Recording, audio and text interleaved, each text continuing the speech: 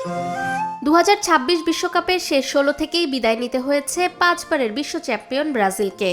নরওয়ের বিপক্ষে 2-1 গোলের পরাজয়ে টুর্নামেন্ট শেষ হয় সেলেসাওদের। ম্যাচ শেষে আবেগ ধরে রাখতে পারেননি দলের অভিজ্ঞ ফরওয়ার্ড নেইমার। মাঠ ছাড়ার সময় কান্নায় ভেঙে পড়েন 34 বছর বয়সী এই ব্রাজিলিয়ান তারকা। এই বিদায়ের মধ্য দিয়ে নেইমারের নামের পাশে যুক্ত হয়েছে একটি অনাকাঙ্ক্ষিত রেকর্ড।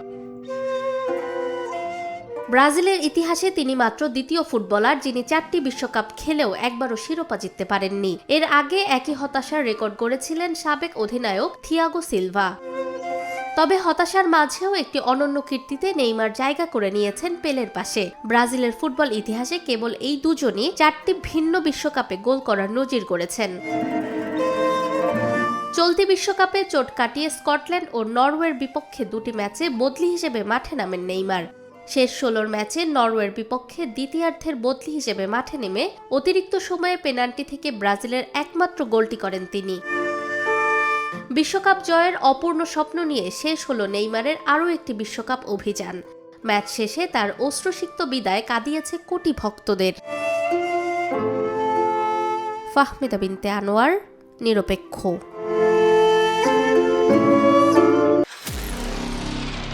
নিরপেক্ষ, সত্য প্রকাশে আপোষহীন।